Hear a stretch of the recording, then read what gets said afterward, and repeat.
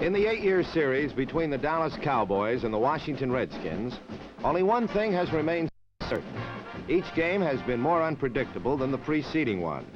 Look at the facts. No team has ever swept a series.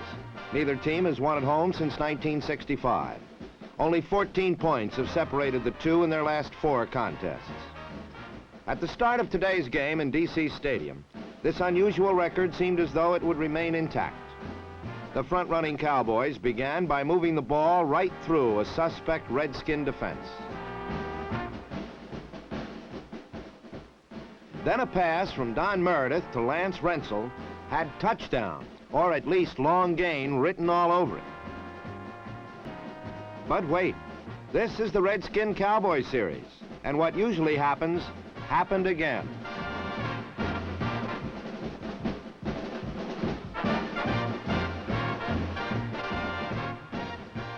Let's take a look at this defensive trickery from another angle. What transpired on this play is typical of what goes on in every Redskin-Cowboy game. And today, this tradition would be upheld. I'm Jack Whitaker, and this is the NFL Game of the Week.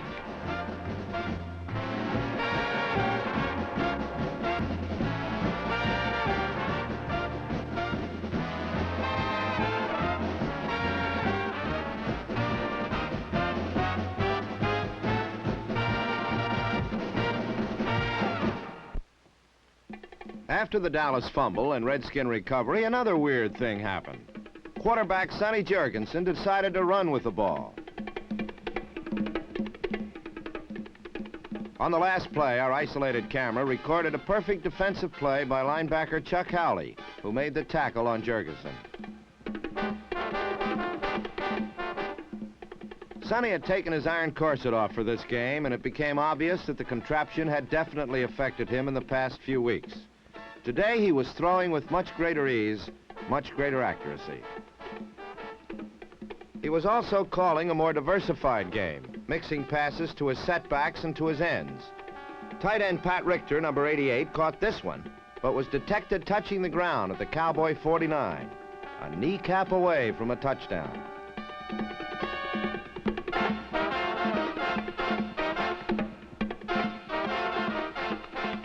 On a third down play, Sonny lofted a beautiful spiral to Charlie Taylor, who had beaten his man, but was out of bounds, and the Redskins' first series was stopped. Dallas has a knack of turning a punt into a dangerous call. Why? Because Bob Hayes and Lance Rensel are two of the best in the business. But today they would be completely stifled due to the height of Mike Bragg's punts and good coverage by the bomb squad. The Cowboys then pounded out a drive which was highlighted by 7 straight runs, good for 60 yards.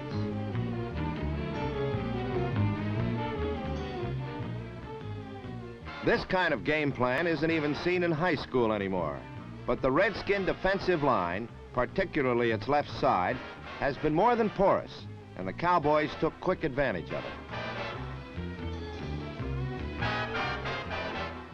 Number 43, Don Perkins, and number 46, Craig Bainham, were doing the running for Dallas, but a McCormick Reaper could have made it through some of the holes the Cowboys opened for them.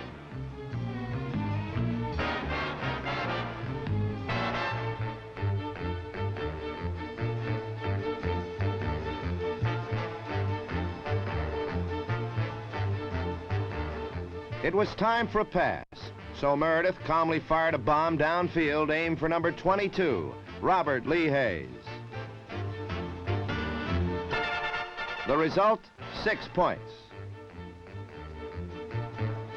On the replay, Meredith smartly faked what would have been the 8th straight run and hit Hayes on the run for the touchdown and a 7-0 lead.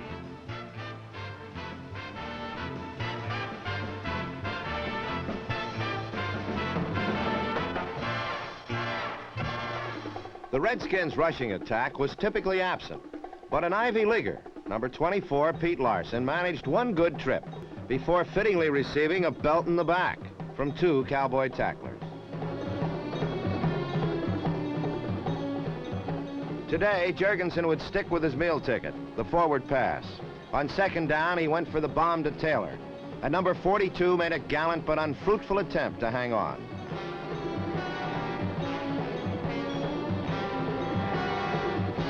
Mixing bombs with bullets, Jergy then tried a short flip to his other setback, rookie Bob Brunet, number 26. And Brunet twisted his way for 25 yards into Cowboy territory.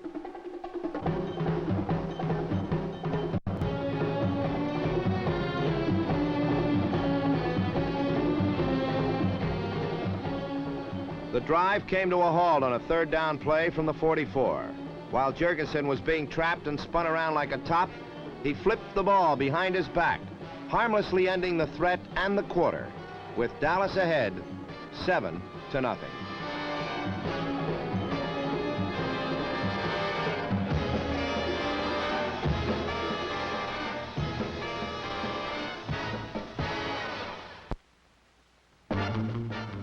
The Cowboys opened the second quarter with no change of strategy. Run, run, run. See us run. Try to stop us from running.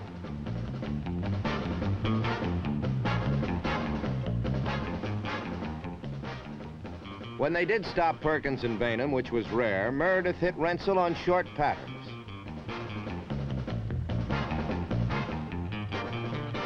For the half, Perkins had 47 yards, and Bainham, Dan Reeves' able substitute, had 58.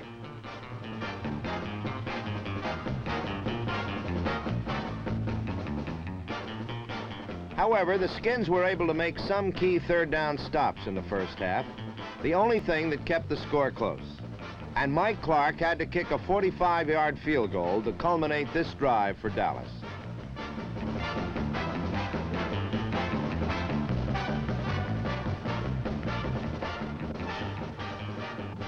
Number 74, the Cowboys' Bob Lilly, personally took care of the next Redskins series. After stopping a run, Lilly, the right tackle, then got to Jurgensen on third down, and Dallas took over.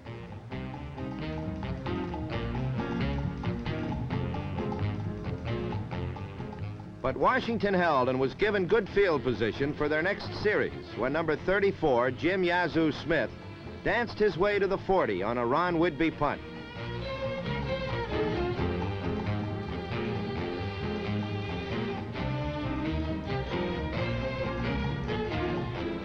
Smith, the Redskins' right safety, was their first draft choice this year and is living up to his high billing.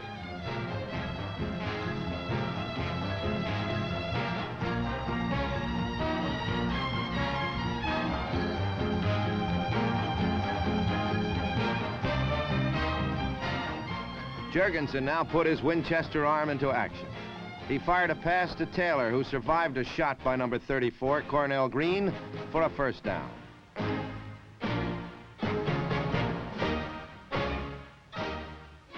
.200-pound Bob Brunet provided a pause in the aerial show with a nifty 11-yard gain around right end.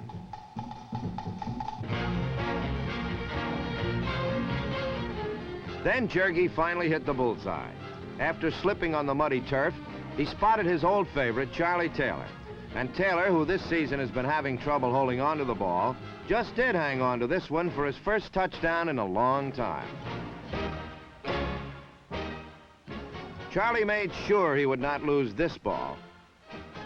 He carried it back to the bench with him.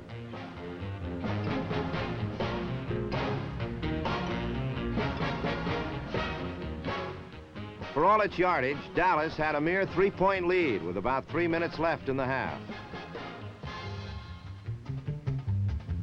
Meredith wanted a quick score before halftime, and he abandoned his success on the ground to get it.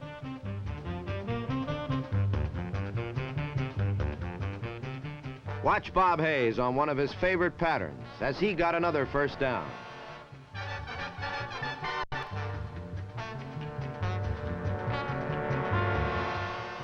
Meredith rolled up 140 yards passing in the first half, many of them on throws to his setbacks.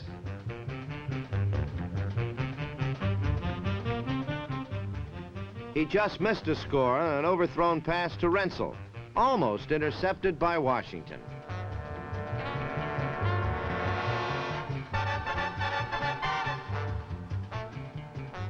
Then on third down from the 30, He again overthrew his target. Even Hayes couldn't get to his pass.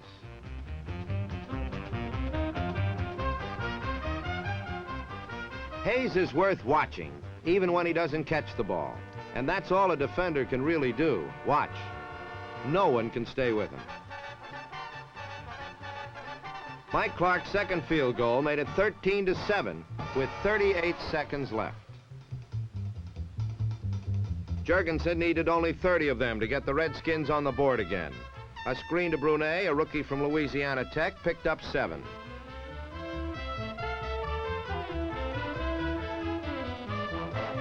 Jurgensen then rifled a pass to his tight end Richter, who slipped between defenders and got a good block by Bobby Mitchell, number 49, and a 40-yard gain resulted.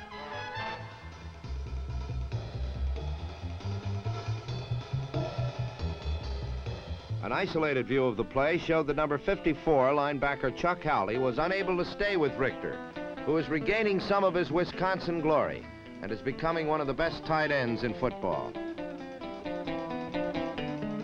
With only 7 seconds left, the Redskins had to settle for a field goal. And their other Ivy Leaguer, the soccer-style kicker from Princeton, Charlie Gogolak, put it up from 37 yards out. The kick was good, and little Charlie bounced happily off the field. More importantly, he and the Redskins had bounced back once again and trailed only by 13-10 at halftime.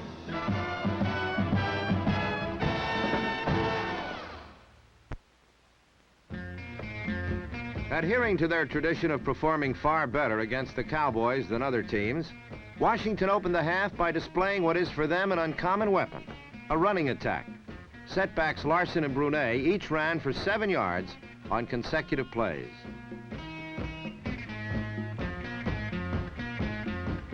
The key block on that last play was sprung on number 34, cornerback Cornell Green, by number 74, right tackle Jim Snowden. And Larson, a second-year man from Cornell, used it to good advantage. Then quarterback Jurgensen returned to his favorite armament, the bomb, to his favorite receiver, Charlie Taylor, who couldn't quite shake a persistent Mike Gector.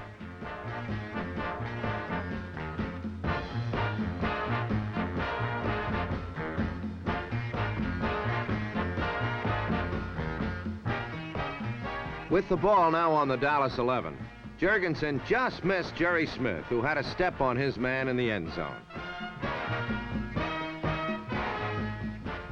But on the next play, hit Taylor under the post for the score.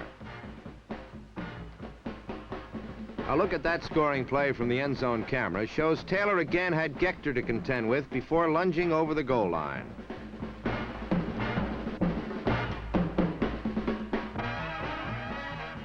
In this one game, Taylor now had scored twice as many touchdowns as he had the previous 9 games. Washington had gone ahead, 17-13.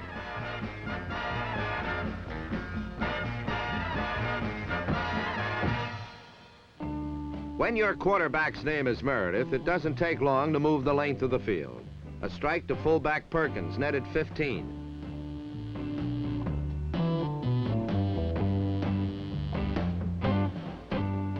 A swing pass to the other setback, Bainham, doubled the yardage.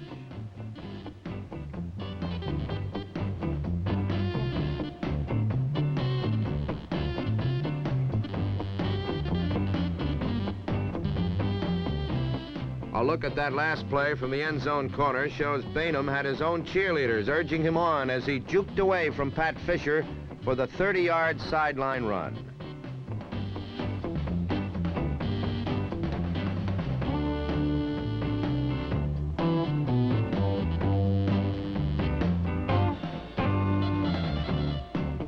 Meredith gave yet a third running back the chance to catch the ball as Les Shy took one over the middle for the 3rd successive first down of the drive.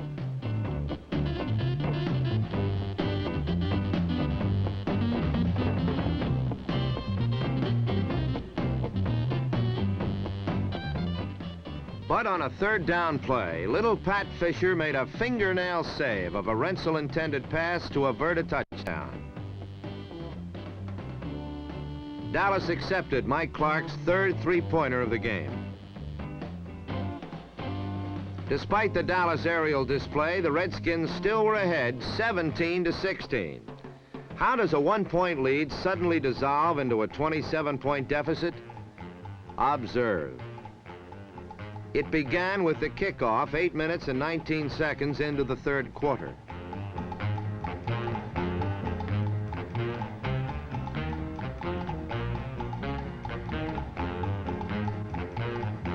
Veteran Bobby Mitchell received the ball, headed for his blocking wedge, and was interrupted by number 21, Dick Daniels, who popped the ball to teammate Mike Johnson, and Dallas had possession on the Washington 20-yard line.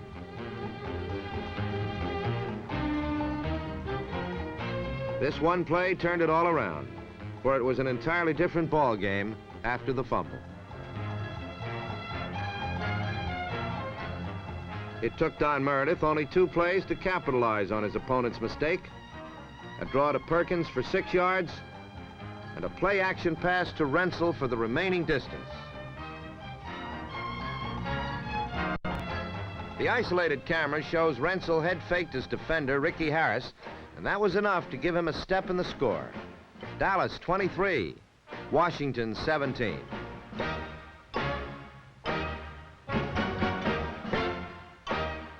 After forcing Washington to punt, Meredith began where he left off, devastating the Washington defense. A pitch out to Bainham with an escort by number 76, John Nyland, resulted in a 16-yard gain. But a football can be thrown faster than a man can run, and Dallas went with that undefensible play, the properly thrown forward pass, to move swiftly downfield. Walt Garrison took a screen for 14 yards, and Meredith got another first down from Bainham.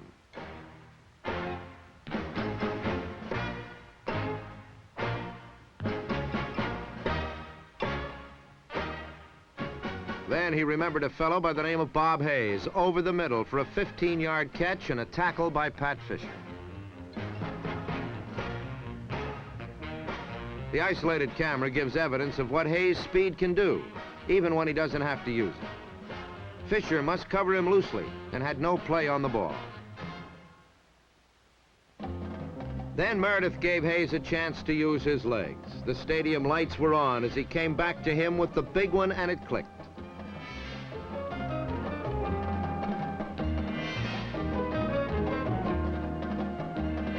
The ball was now on the Washington 22.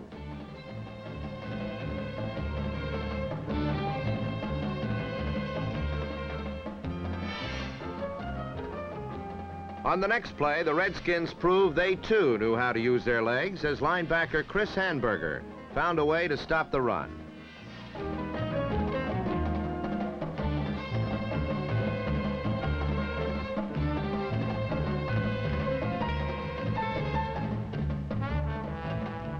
Meredith returned to the short, quick pitches to his backs, but this one to Bainham was his last of the day.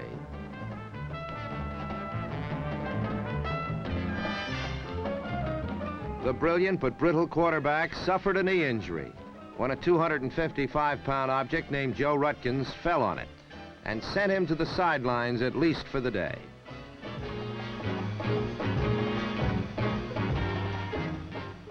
What separates the Dallas Cowboys from other teams is their tremendous depth. Like the champion Packers once had, they seem to have almost as much talent on the bench as on the field. The loss of a talented runner such as Dan Reeves would be costly to most teams, but replacements like Craig Bainham and Les Shy have excelled this season. Likewise, not many teams can replace a Don Meredith with a quarterback as capable as number 14, Craig Morton, a former All-American from California who would be a starting quarterback for many other teams.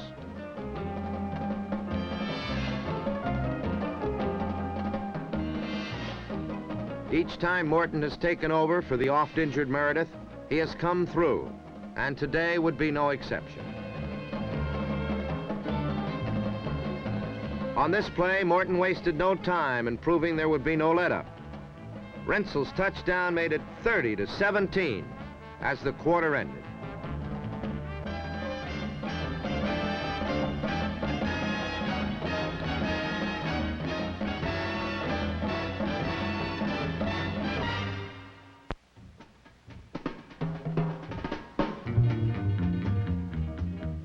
Washington began the fourth quarter with a solitary display of offense when Pete Larson took a Jurgensen dump pass and cut across field before being run down by Dick Daniels.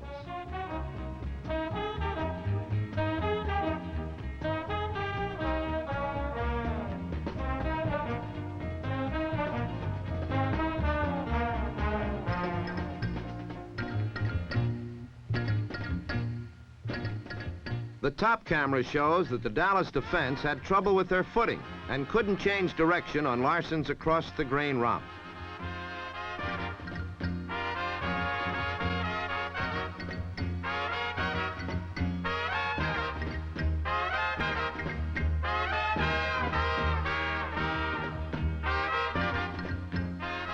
Then Brunet was tripped up for a yard loss by Cornell Green.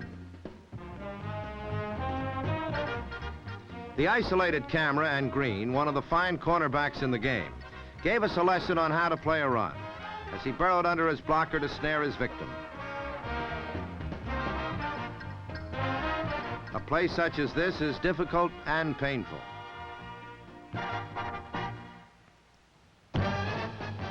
The Dallas defense continued to assert itself as linebacker Chuck Howley defensed a third down possession pass. After receiving a short punt, the Dallas onslaught continued. This time the Cowboys needed only 3 plays, all on the ground, to move in for the score. Craig Bainham snaked around right end for 15 yards. Then Don Perkins took over. He carried through the middle for another 15-yard addition. Perkins is one of the smallest fullbacks in the league and probably the most underrated in the game. His forte is quickly hitting the hole before it closes, as this view from the end zone proves. Despite his size, Perkins runs almost exclusively inside, and each year withstands the jolting and jarring to rank among top rushers in the league. This 28-yard touchdown run topped off a 103-yard performance in the game and moved Perkins past Steve Van Buren into 5th place on the all-time rushing list. Since Washington's last touchdown, the Cowboys had scored each of the 4 times they had the ball. This brought their margin to 20 points, and the score to Dallas 37, Washington 17. But the nightmare had yet to end for the harassed Redskins. On the very next series, number 66, Giant George Andre, crashed into Jurgensen from the blind side.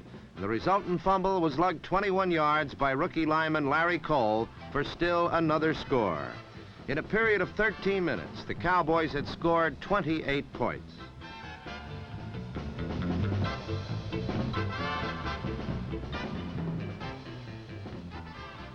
No team could be so thoroughly conquered, but Washington did have one last gasp as Chris Hanburger picked off Morton's pass on the 30 and rumbled all the way in for the points that made the final result a 44-24 Dallas victory.